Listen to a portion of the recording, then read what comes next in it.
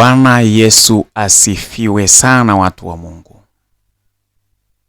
Bwana Yesu apewe sifa, watu wa Mungu.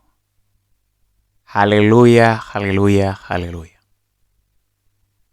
Mungu akubariki sana kama bado unaendelea kufuatilia mtiririko mzima wa usomaji wa Biblia toka tulipoanza. Mungu akubariki sana. Ni hakika kwamba kadiri unavyoendelea kusikiliza kuna vitu vipya unavipata. Mungu akubariki sana sana sana kwa namna ya pekee. Siku hii ya leo, watu wa Mungu, tuko katika sura ya 33 ya kitabu cha Mwanzo. Ni kama tunaanza kukaribia kumaliza hivi. Sura ziko 50, lakini sasa tuko sura ya 33. Tunakaribia kumaliza kitabu kimoja cha Mwanzo.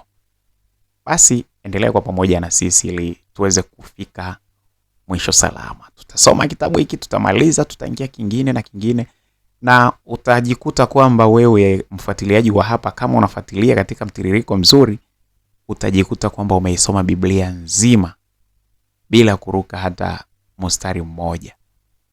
I say utakuwa utakuwa umefanikiwa pakubwa sana kwa kweli.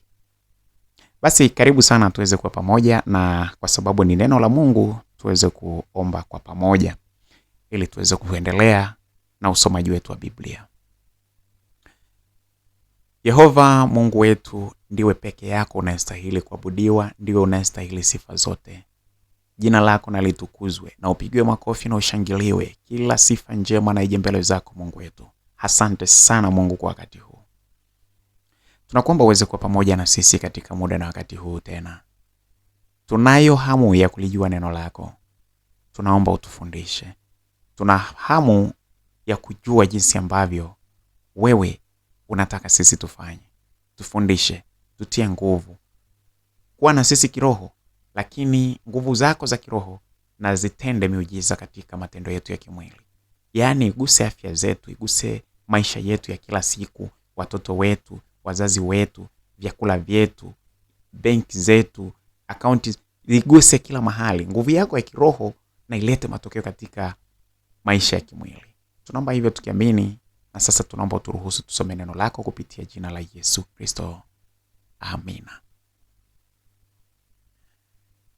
Ni kitabu cha Mwanzo sura ya 33 leo, na tunaanza katika mstari wa kwanza mpaka pale ambapo tutakapomaliza mstari wa 20. Kumbuka katika Mwanzo 32 tulilipata jina jipya la Yakobo, kutoka Yakobo kwenda Israeli. Kwa hivyo tuendelee kusoma sasa, lakini tukifahamu kwamba tayari kuna mabadiliko yametokea. Inawezekana yasitumike kila mahali, lakini huku mbele ufahamu kwamba kuna jina Israeli limezaliwa tayari. Mstari wa kwanza unaanza kwa kusema, Yakobo akainua macho yake, akaona na tazama, Esau anakuja na watu 400 pamoja naye. Akawagawanyia Lea na Raheli na wale vijakazi wawili wana wao. Akawaweka hao vijakazi na wana wao mbele, na Lea na wanawe nyuma yao, na Raheli na Yusufu mwisho.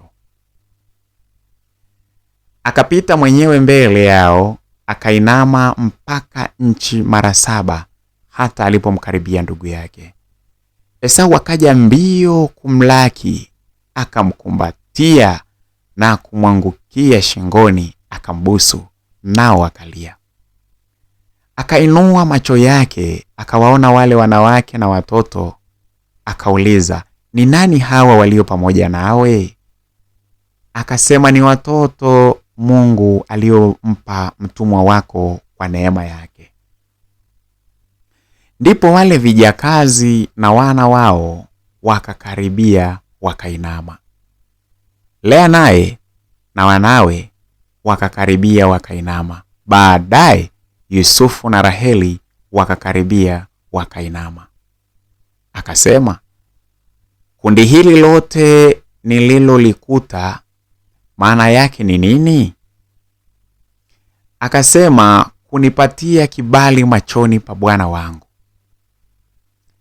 Esau akasema, ninayo tele ndugu yangu, ulionayo na yawe yako. Yakobo akasema, sivyo, kama nimekubalika machoni pako, tafadhali upokee zawadi yangu mkononi mwangu. Iwapo nimeona uso wako kama kuona uso wa Mungu, ukapendezwa nami, pokea tafadhali mbaraka wangu ulioletewa, kwa sababu Mungu amenineemesha na kwa sababu ninavyo hivi vyote. Akamshurutisha naye akapokea. Kisha Esau akamwambia, twende zetu, tusafiri, nami nitakutangulia. Akamjibu, bwana wangu anajua ya kuwa watoto ni wachanga, tena kondoo na ng'ombe nilio nao wanyonyesha. Hao wanyama wakiharakishwa siku moja watakufa wote. Tafadhali bwana wangu na apite mbele ya mtumwa wake, nami nitawaongoza pole pole kwa kadiri ya mwendo wa wanyama walio mbele yangu, na kwa kadiri ya mwendo wa watoto, hata nitakapofika kwa bwana wangu huko Seiri. Esau akasema, nikuachie basi baadhi ya watu walio pamoja nami. Akasema, pana haja gani? Na nione kibali tu machoni wangu. Basi Esau akarudi siku ile ile, akishika njia yake mpaka Seiri. Yakobo akaendelea mpaka Sukothi. Akajijengea nyumba, akawafanyia makundi yake vibanda. Kwa hiyo jina la mahali pale pakaitwa Sukothi.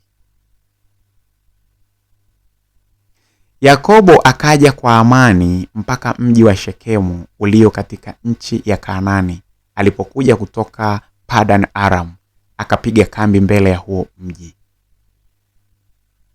Akainunua sehemu ya nchi alipopiga hema yake kwa mkono wa wana wa Hamori, baba wa Shekemu, kwa vipande 100 vya fedha.